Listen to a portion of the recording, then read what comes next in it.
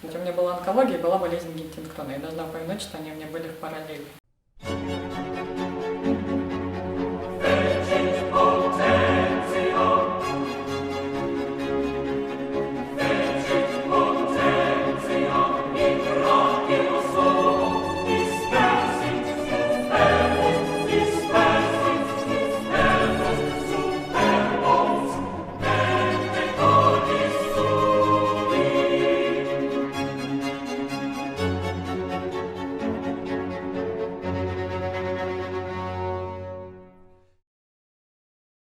У меня папа был военный, вот, и у него уже очень тяжело эта болезнь протекает. Буквально после 35 она у него началась активно-активно.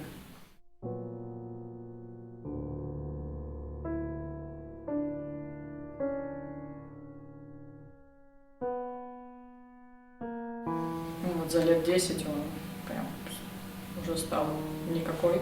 Ну, сначала это началась плохая речь, координация нарушена, начал все ронять, все крушить. Бабушка думала, что это он назло делает, но это все было у него абсолютно случайно. Вот. А затем он начал забывать какие-то моменты. Ну, по состоянию бабушка над ним взяла опеку, и сейчас она его выхаживает.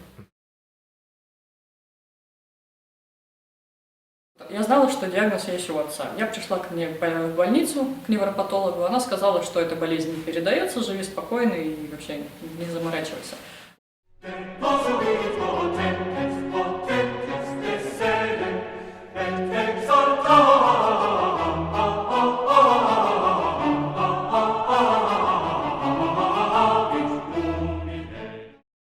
Новосибирские врачи мне сказали, что эта болезнь передается и что надо сделать тест.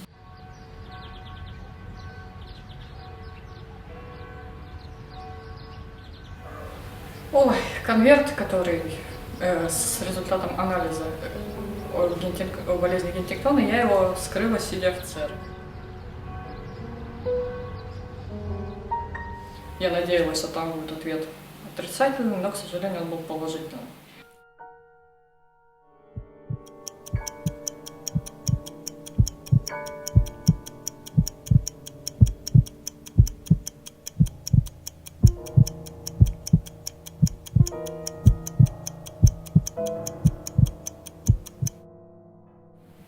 Она мне написала сообщение, потому что я был в этот момент на работе, она как раз вскрыла конверт.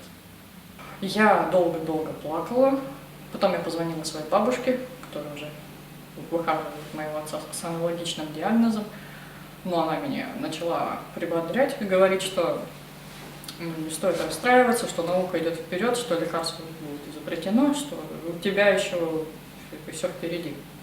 Вот. На самом деле, вот эти вот слова ее, они меня как раз таки взбодрили. Когда я услышал про диагноз, для меня это был шок.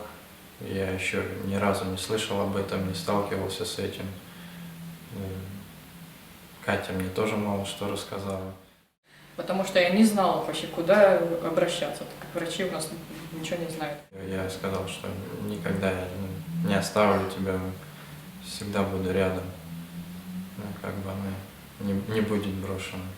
И вот после этих слов я начала лазить в интернете, и вот как раз таки нарвалась на... увидела группы вот, «Редкие люди», «Болезнь Геттингтона», где вот как раз были ответы на все мои вопросы, которые у меня в голове были, потому что в Барнауле их получить не могла. Вот там как раз все и увидела. И там же я получила всякую литературу, которая нигде не было, брошюры о том, что можно кушать, что нельзя, какие препараты пить. Это все вот в этих группах есть.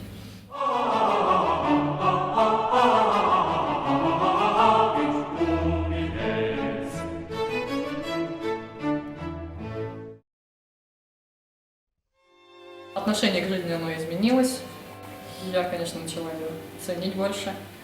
Я поняла, что в этой жизни надо сделать что-то хорошее, чтобы после себя что-то оставить. Сейчас идет процесс переосмотрения цели, потому что то, к чему я стремилась, из-за моих диагнозов пришлось, так сказать, отменить. Потому что там та сфера, в которой я работала, требовала полной отдачи 24 часа в сутки, всех своих нервных клеток. Я решила, что того не стоит, лучше здоровье поберечь.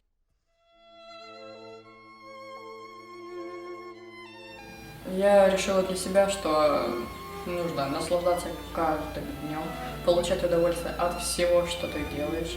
Именно это я и стараюсь делать. Я не делаю то, что мне не приносит удовольствия для души. Сейчас я стараюсь помогать людям, доносить до них ту информацию, которая у меня есть, о том, чтобы они вовремя себя диагностировали, не запускали, что это не где-то там, ну, так, за бугром, что все эти болезни среди нас, они есть. Жизнь она такая, и нужно ее принимать такой, какая она есть. Potentes, this